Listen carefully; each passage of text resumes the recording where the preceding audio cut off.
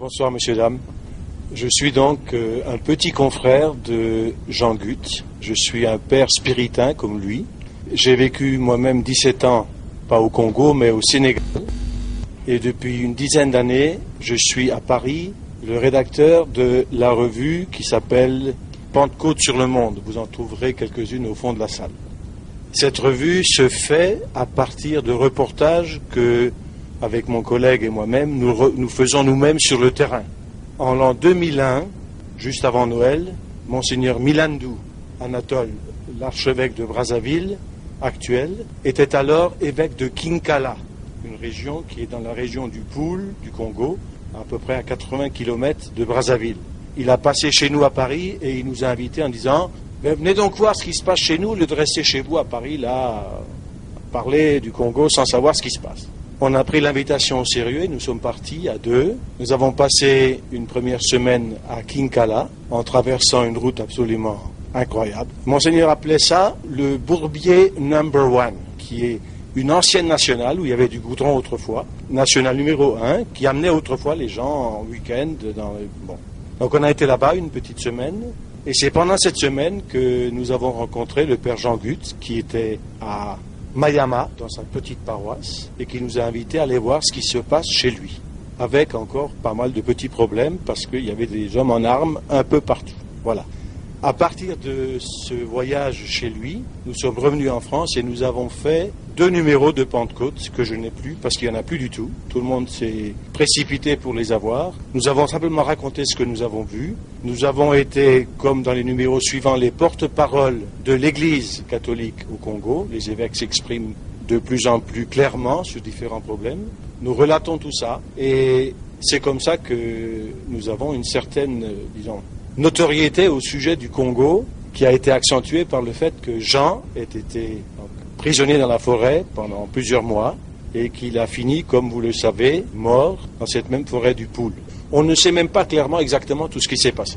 On a quelques bribes de nouvelles qui ont été plus ou moins clairement recoupées pour savoir que il est parti du côté de la forêt là-bas, il a été pris par des gens, donc tous ces gens ont été attaqués par des bombardements, ils se sont déplacés, et on a eu la finale de l'histoire. Mais entre-temps, des documents arrivent quand même à arriver chez l'évêque ou un peu ailleurs, et on peut recouper les choses, et c'est pas très brillant. Alors je laisse d'abord parler François, et on y reviendra peut-être tout à l'heure, en parlant un peu des conséquences de toutes ces relations entre la France et l'Afrique.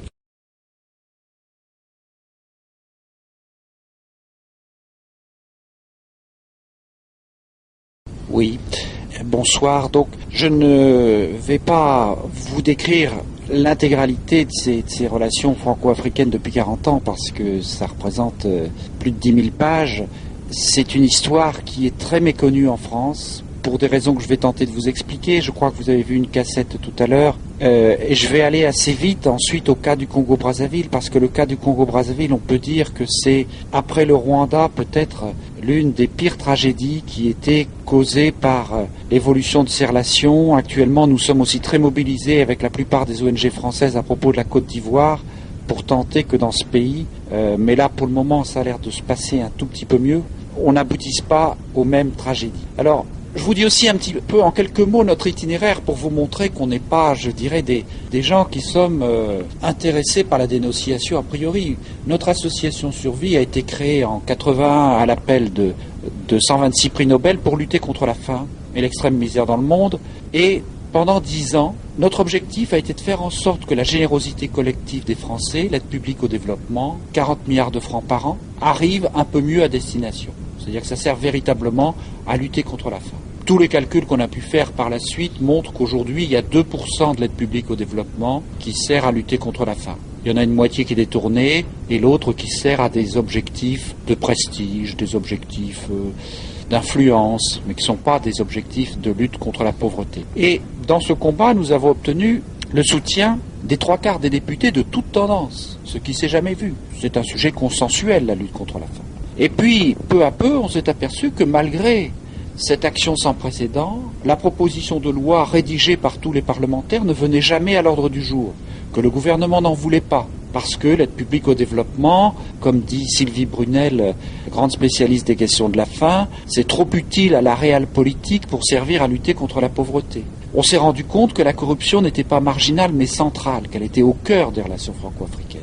Et puis, en 1994, avec le soutien pendant 3 mois de la France, pour des raisons obscures et complexes, à ceux qui commettaient le génocide au Rwanda, un soutien militaire, financier, diplomatique, on s'est dit, mais c'est pas seulement de la criminalité économique, c'est une criminalité politique invraisemblable qui est capable de soutenir des massacres qui ont fait 1 million de morts. Et puis ça s'est redéployé avec la réhabilitation de Mobutu, avec le soutien au régime soudanais qui lui-même a fait 2 millions de morts dans des nettoyages ethniques incessants. Donc nous nous sommes dit, nous qui étions une association très consensuelle, on ne peut pas continuer à se taire quand on a vu ça.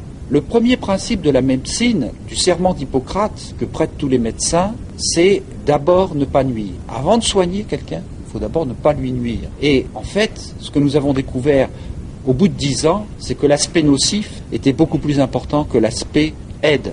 D'où ça vient? C'est ce que j'ai appelé la France-Afrique, c'est-à-dire qu'en 1960, donc De Gaulle est acculé par le mouvement de l'histoire, par les pressions américaines et soviétiques, à accorder l'indépendance aux pays d'Afrique au sud du Sahara. L'indépendance, c'est une nouvelle légalité internationale. Et en même temps, pour toute une série de raisons que je rappelais dans la cassette, le rang de la France à l'ONU, les matières premières, le financement politique, la sous-traitance de la guerre froide, il dit à Foccart, son bras droit, on va faire exactement l'inverse. On va maintenir la dépendance.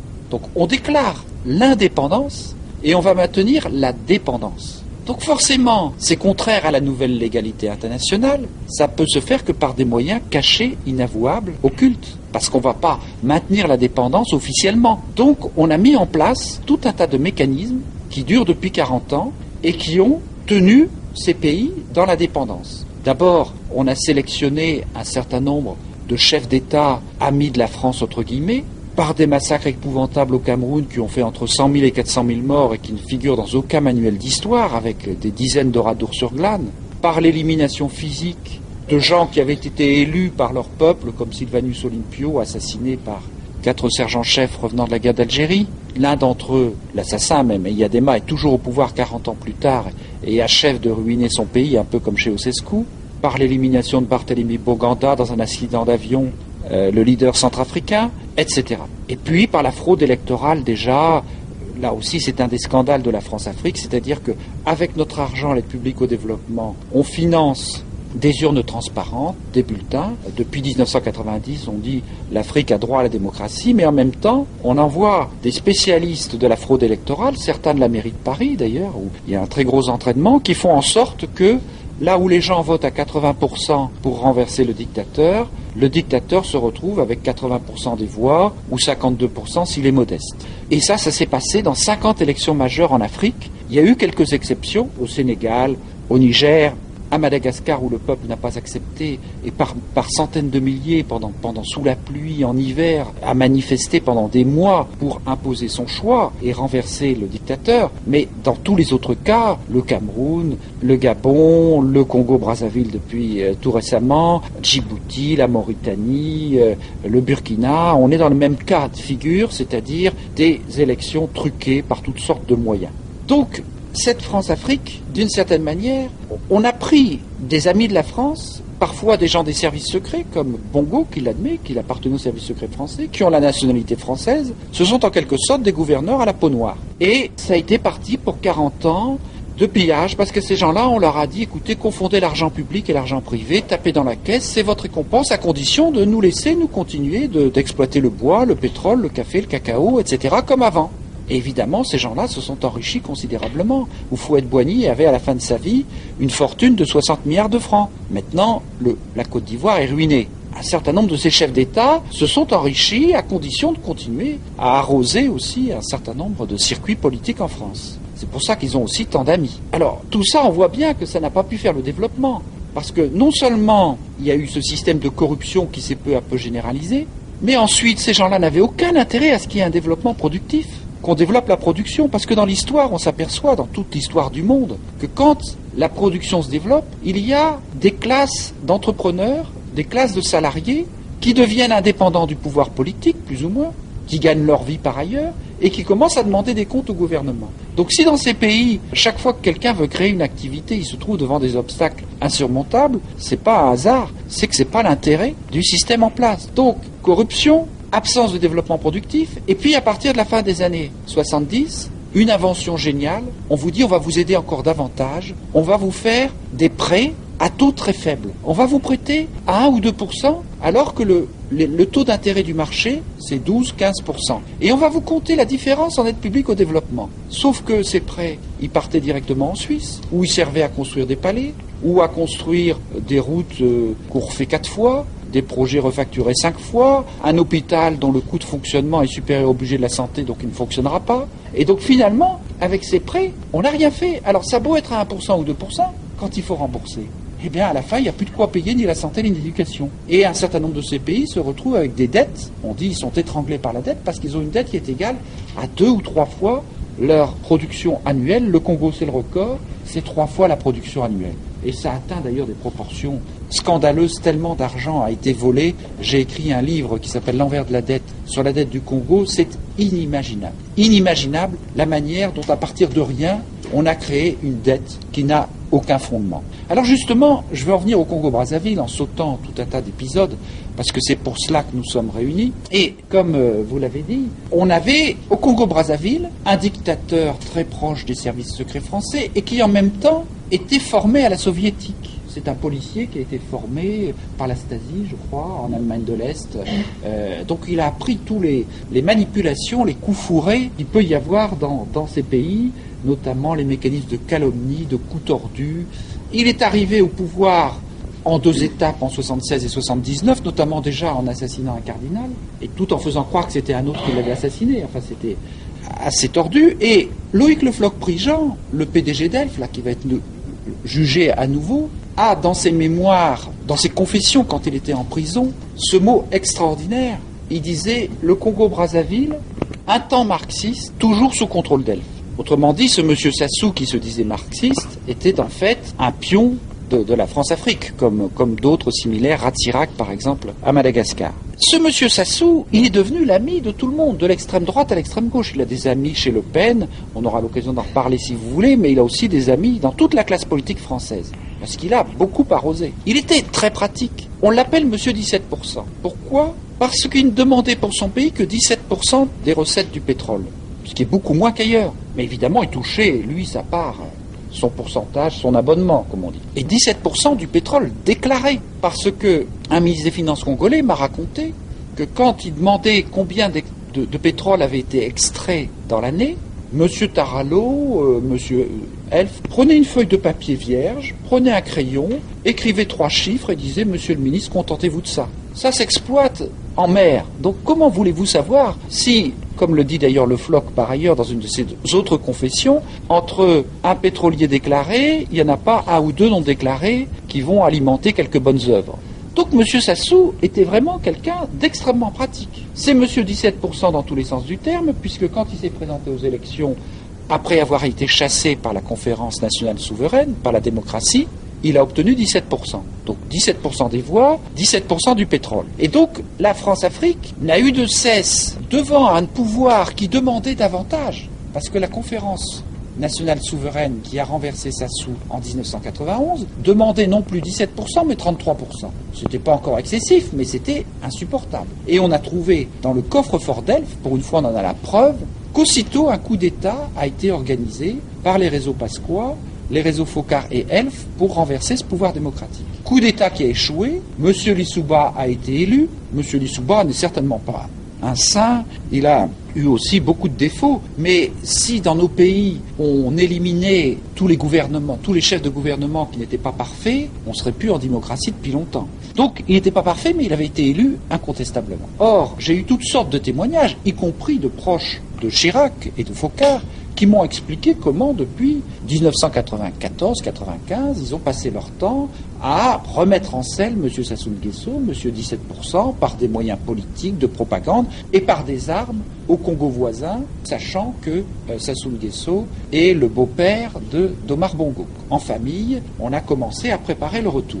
En 1997, une guerre civile se déclenche, juste avant les élections, et là, excusé du peu pour renverser la démocratie, il a fallu rien moins que les milices de Sassou, les fameux Cobras qu'on va voir revenir, une partie de l'armée qui lui avait toujours été restée fidèle parce qu'elle venait de sa région du Nord, 1000 Tchadiens amenés par des avions français, la garde présidentielle de Mobutu, alliée de la France, qui avait traversé le fleuve parce qu'elle venait d'être chassée du Congo, l'ex-Congo belge, une partie de ceux qui avaient commis le génocide au Rwanda, qui comme par hasard s'étaient réfugiés à Brazzaville, des mercenaires français et des soldats français déguisés en mercenaires, puisque le ministre de la Coopération, Charles Jocelyn, a craché le morceau en disant « Il y a vraiment beaucoup de confusion au Congo-Brazzaville, il y a trop de mercenaires français qui ont à peine eu le temps de quitter l'uniforme qu'ils portaient hier. » Et qu'ils porteront demain, parce que ce sont des intérimaires du mercenariat, c'est-à-dire des troupes d'élite françaises qui se sont déguisées en mercenaires pour pouvoir remettre en place M. Sassou Nguesso. Donc, pour remettre en place, pour renverser le régime démocratiquement élu, il a fallu les soldats et miliciens congolais de Sassou, les Tchadiens, les rescapés de l'armée qui avait commis le génocide, l'armée de Mobutu, des mercenaires, et ça ne suffisait pas encore. Et on a été chercher l'armée angolaise, qui a envahi le Congo-Brazzaville et qui a fini par renverser le gouvernement. Cette armée angolaise, avec quoi l'a-t-on obtenu? Jean-Charles Marcani, le bras droit de Charles Pasqua, a témoigné devant les juges. Il a dit « Ah, on m'attaque pour l'Angola Gate !» Pour, vous savez, ces fameuses livraisons de 3 milliards d'armements à l'armée angolaise. Mais c'était un deal politique. La contrepartie de ces 3 milliards que nous fournissions, avec aussi pas mal d'argent russe, mais je n'ai pas le temps de rentrer dans les détails, c'était que l'armée angolaise interviennent dans les guerres civiles des deux Congos pour les intérêts de la France. Donc la contrepartie, c'était que l'armée angolaise, effectivement, vienne remettre M. Sassou Nguesso et vienne aussi intervenir dans une autre guerre dont vous entendez beaucoup moins parler, qui est celle qui a ravagé le Congo-Kinshasa et qui a fait près de 3 millions de morts. Donc vous, Français, et même vos députés au Parlement n'ont jamais su que des tractations avaient fait que la France était intervenue dans ces guerres civiles extrêmement meurtrières par armée angolaise interposée. Je passe assez rapidement, je dirais tout ça à la limite, c'est des choses qui arrivent. Seulement, M. Sassou Nguesso, revenu au pouvoir en 1997, a refait exactement comme il avait avant. C'est-à-dire, avec son clan, il a repris l'argent du pétrole et il s'est mis à avoir un gouvernement clanique, ethnique, du Congo-Brazzaville en gouvernant avec sa petite minorité du Nord, essentiellement son clan.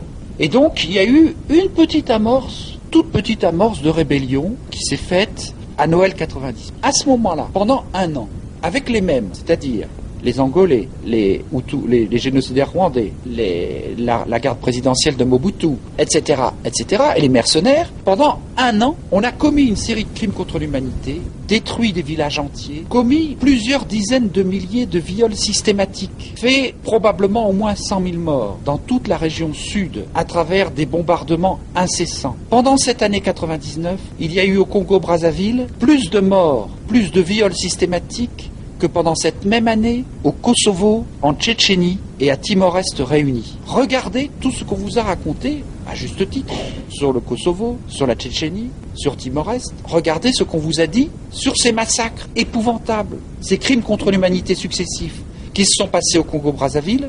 Tous les reportages ont été censurés, pratiquement. Il n'y a rien eu. Pourtant, le Congo-Brazzaville, c'est pas comme Timor-Est, une ancienne colonie portugaise. C'est le berceau de la France libre. Et c'est l'un de nos tout premiers fournisseurs de pétrole. Vous n'en avez rien su. Si ce n'est une désinformation habituelle. Tout ça, c'est des combats de nègres dans un tunnel, pardonnez-moi l'expression. C'est-à-dire, il n'y a rien à y comprendre. C'est des conflits ethniques. Non. Il fallait réinstaller, assurer le pouvoir de quelqu'un qui nous permettrait de continuer d'avoir du pétrole à un prix avantageux. Moyennant quoi, on a détruit le Congo-Brazzaville, y compris avec l'intervention de mercenaires français. Alors, les gens se sont dit, bon, nouvelle série de massacres, et ces massacres ont été en quelque sorte authentifiés par la justice française, puisque Sassou Nguesso, avec 2 autres dictateurs, m'a fait un procès, dont vous avez peut-être entendu parler, et ce procès, nous l'avons gagné en première instance et en appel sur le fond, où le tribunal a dit, cette enquête est une enquête sérieuse. Autrement dit, quand je vous dis qu'il y a une série de 4 crimes contre l'humanité consécutifs, avec le massacre des 350 disparus qui rentraient d'exil, à travers la destruction de tous les moyens de subsistance d'une partie de la population,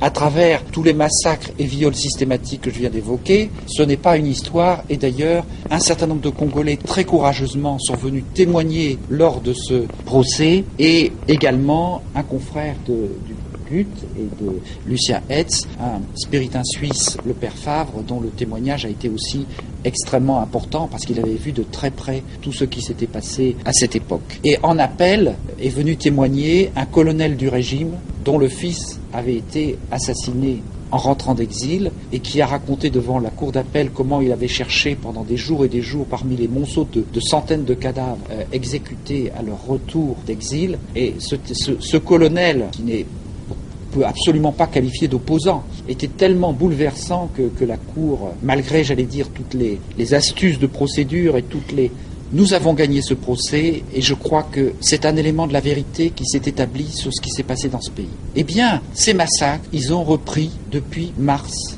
2002 de manière continue et presque encore pire qu'avant. Les Congolais s'étaient dit, certes, Sassou Nguesso a tué, massacré, etc. Mais là, peut-être qu'il a tout gagné, donc ça va être la paix. Sauf que, et c'est là qu'il faut bien comprendre quelque chose, c'est que ce type de régime qui vit sur la terreur, s'il y a la paix, tous les contre-pouvoirs vont se redéployer, les associations, les gens qui la pressent, tout ça. Et donc il faut qu'il continue qu'il y ait la terreur, parce que sinon, on ne va pas pouvoir maintenir une inégalité, une injustice aussi incroyable sur l'exploitation du pétrole. C'est exactement les mêmes méthodes que celles qui sont employées par les généraux algériens qui maintiennent depuis 10 ans un système de terreur en infiltrant des groupes d'islamistes. Vous avez peut-être lu dans Libération les confessions d'un officier du régime qui explique comment les moines de Tibérine ont été enlevés par un soi-disant émir islamique qui était en fait un agent des généraux algériens. Et le fameux officier Souadia qui a publié La Sale Guerre a eu aussi été l'objet d'un procès qu'il a gagné avec des témoignages importants d'officiers qui ont expliqué qu'en Algérie c'était la même chose. C'est-à-dire qu'on entretient une guerre civile en infiltrant des soi-disant miliciens pour perpétuer l'insécurité de telle manière qu'on puisse continuer à exploiter le pétrole tranquillement. Et c'est exactement dans ce type de contexte, au milieu de massacres qui ont vidé les 3/4 de la population du Poul. Le Poul, c'est un peu comme l'Île-de-France. C'est la région qui entoure la capitale Brazzaville. Eh bien, les 3/4 de cette région est aujourd'hui vidée de sa population, exilée ou massacrée. Eh bien, le père Gut est mort parce que il n'a pas voulu partir, il a voulu rester solidaire des gens qui subissaient ces bombardements systématiques, ces agressions de miliciens. Il est resté avec eux. Il s'est retrouvé avec un personnage résistant, le pasteur Ntoumi, dont on peut dire toutes sortes de choses, sauf que c'est quelqu'un qui a 400 ou 500 hommes, pratiquement sans armes, complètement encerclé par toutes les armées que je vous ai indiquées et qui représentent 30 000 hommes, 40 000 hommes, qui ont des armes lourdes, des hélicoptères, qui savent parfaitement où ce personnage est là. Mais on continue de tirer prétexte de ce personnage un peu secondaire pour agresser successivement et en permanence toute la population du Poul. À un moment donné, il y a eu même un général proche de Sassou Nguesso qui a été envoyé pour explorer le terrain en vue peut-être de trouver des accords. Ce général s'est retrouvé avec le père Gut à un moment donné et ce général a commencé à découvrir qu'en fait, ce n'était pas les rebelles qu'on attaquait, c'est la population. Et il a dû s'enfuir dans le pays voisin, le Congo-Kinshasa, parce que Sassou Nguesso voulait lui régler son compte dans la mesure où il commençait à expliquer ce qui se passait réellement dans cette région. Donc on ne sait pas le fin mot de ce qui s'est passé. On sait que ce soit le général dont on a des courriers qui sont parvenus, ou que ce soit Jean Gut qui connaissait parfaitement cette région, tous les gens, rebelles, pas rebelles ou autres, on sait ce qui s'est passé jusqu'à une semaine de la fin, et à une semaine de la fin, ça paraît extrêmement obscur.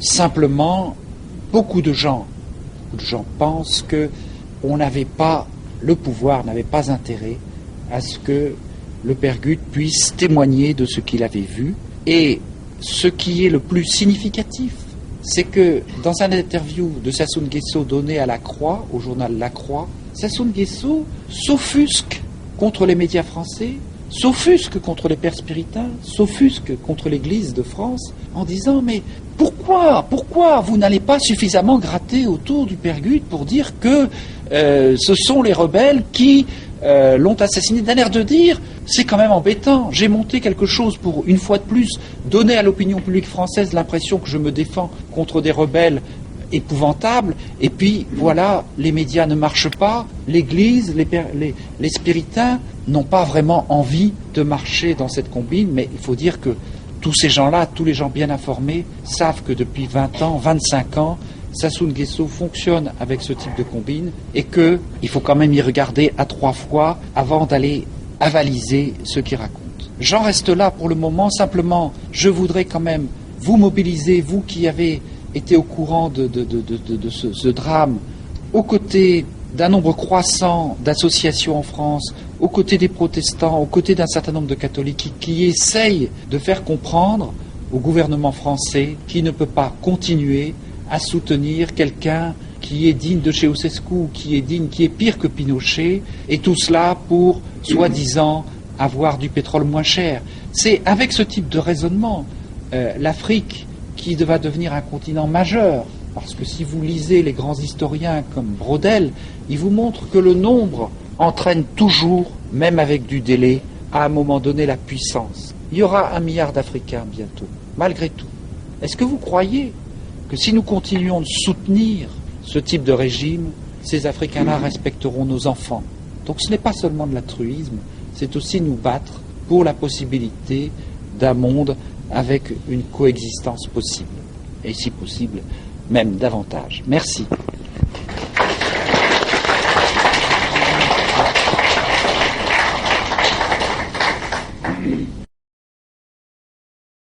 Je voudrais ajouter 2 petits trucs pour compléter ce que disait M. Vachar tout à l'heure. Avec le père Gut, d'autres missionnaires catholiques ont trouvé la mort au Congo, la région de Mayama Mindouli. C'était au cours d'une... c'était même pas une réunion, c'est-à-dire c'était pour mettre en place... Il venait y avoir un bombardement dans une localité de Mindouli, et on était en train de... Les prêtres ont réuni un certain nombre de gens de la population les plus courageux, ceux qui étaient encore valides, pour aller au secours de ces populations qui avaient été bombardées. Et un commando est arrivé à faire irruption dans l'église, ils ont tiré dans l'église et les prêtres congolais sont morts. 7 ou 8, quelque chose comme ça. Et c'est dire que les prêtres, donc la mission des spiritains, la mission catholique est restée auprès de la population. Le pouvoir n'avait pas intérêt à ce que les gens soient témoins de ce qui se passait. La manipulation entre les miliciens rebelles et les mercenaires est tout à fait réelle. On envoyait un certain nombre de gens perpétrer des forfaits, commandités par ceux qu'on ne voulait pas voir à la tête de ces commandos. Le deuxième point, ça peut vous paraître invraisemblable que des hauts dirigeants français aient pu avoir des liens avec ces dictateurs. Eh oui. Je me trouvais à l'Assemblée nationale le 18 octobre 1997. La veille, on venait de nous annoncer la fin de la guerre à Brazzaville. Sassou avait sa coupe de champagne à la télévision. Tout le monde l'a vu. Il y avait des conseillers français autour de lui, y compris un grand publicitaire, je ne citerai pas le nom, qui a fait des campagnes présidentielles ici en France. J'étais avec M. Bernard Sex, qui était à l'époque le directeur de la cellule d'urgence et de veille. C'est l'organisme auprès du ministère des Affaires étrangères qui s'occupe de toute l'action humanitaire française dans le monde. Il y avait Mme Sportis, qui était conseiller technique à l'action humanitaire auprès du ministre de la Coopération, M. Charles Josselin. Et 4 hommes de la sécurité civile ont fait irruption dans la salle. Ils ont demandé après le directeur de la cellule de veille. Ce n'est pas des politiques, ces messieurs-là, ce sont des gens de la sécurité civile. Donc il n'y avait aucune diplomatie. Ils ont répété mot par mot ce qu'on leur avait dit au téléphone. Nous venons chercher M. Bernard Sex qui va nous accompagner au Congo. Le président veut aider son ami. Textuellement. Sassou a gagné la guerre, il faut un hôpital de campagne pendant 15 jours. Et moi j'ai dit, mais écoutez messieurs, vous vous moquez du monde ou quoi? Tous ces massacres qui ont eu là, il faut simplement 15 jours d'hôpital de campagne. Est-ce qu'on a besoin de ça? J'étais traité de tous les noms d'oiseaux. Et oui, quand Sassou gagne la guerre, Chirac va en aide. Simplement parce que tout était planifié ici. Donc, c'est vrai, ça paraît parfois invraisemblable quand on entend les discours des hommes politiques occidentaux en train de dire la démocratie, la liberté, les droits de l'homme. On a du mal à faire le lien entre ce qui se perpétue en Afrique et dans certaines zones du tiers-monde et la réalité qu'on vous montre, vous. Donc c'est dire que ce qui se raconte là, il y a des livres qui ont été écrits, M. Verchal vient de dire, il a gagné des procès, et bien ça se passe comme ça. Et nous on est meurtris parce qu'on pensait que la France, on sait que le peuple français, le peuple belge, le peuple européen est ami de tous les peuples au monde. Mais malheureusement, quand vous choisissez le gouvernant, ce n'est pas forcément les amis des peuples africains. faut ajouter que ce n'est pas seulement la droite. Quand M. Chevènement était ministre de l'Intérieur, les policiers français de la DST fournissaient tous les renseignements sur les opposants congolais en France à M. Sassou Nguesso. M. Michel Rocard lui-même, via son M. Afrique, Michel Dubois, est très proche de plusieurs dictateurs africains, dont Sassou Nguesso. On pourrait, évidemment, je ne parle pas de Jean-Christophe Mitterrand, qui était intime de la plupart des dictateurs africains, mais c'est pour ça que c'est très difficile, si vous voulez, pour le public. Nous avons mis 10 ans à le découvrir. Effectivement, on était effarés. On ne le croyait pas. On ne pouvait pas imaginer qu'il y ait à la fois un tel degré d'implication qui couvre un si large éventail de la classe politique française et qu'il y ait en même temps une telle désinformation. C'est-à-dire tellement de journalistes qui nient ou qui occultent ce qui se passe. L'un de nos amis, Jean-Paul Goutteux, qui a fait un livre sur le Rwanda, a parlé à propos de Jean-Marie Colombani, le directeur du plus célèbre quotidien français, le plus important, le plus respecté, Le Monde, a parlé à propos de Jean-Marie Colombani et de son responsable des questions de défense, Jacques Isnard, d'honorables correspondants de la DGSE, des services secrets français. Honorables correspondants, ce sont des gens qui traitent en permanence avec les services. Eh bien évidemment, Le Monde a fait un procès. Et Le Monde a perdu ce procès. Parce que les arguments étaient trop flagrants et, de plus, un ancien directeur de la DGSE, dans ses mémoires, avait expliqué les excellentes relations qu'il avait avec M. Colombani et M. Isnard. Donc c'était assez difficile à démentir. Donc vous voyez que même dans les journaux les plus respectés, à certains niveaux, quand il s'agit d'Afrique, pas de partout, s'il s'agit d'Amérique latine, s'il s'agit de Chine, on vous dira des choses à peu près exactes. Mais s'il s'agit de ce qu'on appelle le précaré français, là, vous aurez une désinformation constante et qui rend effectivement difficile la réaction possible des citoyens français. Moi, je voulais simplement ajouter que je suis entièrement d'accord avec tout ce qui a été dit, que j'avoue moi-même que j'ai mis beaucoup de temps à savoir tout ça, à me rendre compte que c'est malheureusement possible, surtout dans les pays africains qui concernent la France, et qu'on a du mal, même nous qui revenons avec des confrères. Actuellement, nous avons des confrères en Afrique. Nous sommes présents dans 58 pays, les Spiritains, dont beaucoup de pays africains. Et nous avons chez nous, chez les Spiritains, plus de 1000 jeunes Spiritains africains. Vous voyez ce que ça veut dire. Au Congo, par exemple, nous avons des Spiritains français, américains, angolais, et le responsable des Spiritains du Congo est un jeune Angolais. Ça donne tout à fait une autre ouverture sur les problèmes de l'Afrique quand c'est vu par un Africain qui vous dit « mais t'as vu ça, ça, ça et ça, ça ». Alors la première chose, je voulais dire ça, c'est que c'est pas simple à comprendre ce qui se passe et à s'informer parce qu'en France, on n'a pas beaucoup d'informations là-dessus. Mais même quand nous, par exemple, nous apportons une certaine information qui est crédible parce qu'elle vient du terrain, vue par des hommes tout à fait corrects, crédibles, qui sont les évêques, les prêtres, les sœurs qui travaillent sur place, ce que nous voulons dire, je parle maintenant au niveau d'abord des chrétiens, puisque je suis prêtre, est souvent très, très difficile à faire comprendre. D'abord parce que c'est tellement monstrueux, les gens disent, mais c'est pas possible. Et si vraiment ça existe, pourquoi tu es le premier à nous parler de ça? Comment se fait-il que les médias ne parlent pas de ça? Et là, vous retombez sur ce que vient de dire M. Verschaft, vous retombez sur le fait de tout ce qui concerne les pays non africains, on en parle un peu. Tout ce qui concerne l'Afrique, dès que vous touchez, on dit stop. Là, on n'en parle plus. Parce que ça met en cause des gens qui n'ont pas intérêt à ce que ça se sache. Si je vous disais simplement le fait que des gens aient su que moi, ce soir, je venais ici avec M. Verschaft et vous, on m'a fait téléphoner 2-3 fois pour me dire c'est pas la peine d'aller salir l'honneur du père Jean Guth.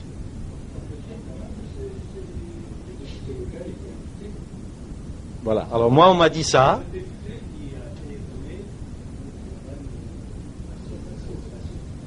Moi, j'ai répondu que l'honneur du père Jean Guth était celui d'être resté avec le peuple qui est martyr, comme Jean Guth. Il a simplement été jusqu'au bout, il a partagé la souffrance du peuple, point. Maintenant, si cette souffrance du peuple et la souffrance du père Jean nous posent des questions, c'est à nous de réfléchir, de réagir pour savoir qu'est-ce que nous avons à faire à partir de ce fait. J'ajoute un dernier mot concernant ce qui a été dit et publié un petit peu autour du père Jean. surtout de la part de Sassou Nguesso, qui a dit l'Église là-bas sur place n'a rien fait pour le sauver, et les autres chrétiens non plus. Ce qui est totalement faux. Les évêques sur place, d'abord, ont rencontré Sassou dès le début pour discuter avec lui, non seulement du problème Jean Gut, mais du problème de la région dans laquelle était Jean Gut. Ils se sont proposés pour faire des relations de dialogue entre le fameux pasteur Ntoumi et les forces en présence, les forces de guerre et les hommes armés. Rien n'a pu se faire parce que Sassou avait privilégié la force, la violence, les bombardements, les hélicos et tout ça pour régler le problème à sa façon. Et il est sûr que si on avait laissé faire les gens de dialogue, ça ne se serait pas passé comme ça. Mais probablement qu'on aurait su tout le reste. Et là, ça n'aurait peut-être pas été bon pour M. Sassou et pour tous les autres.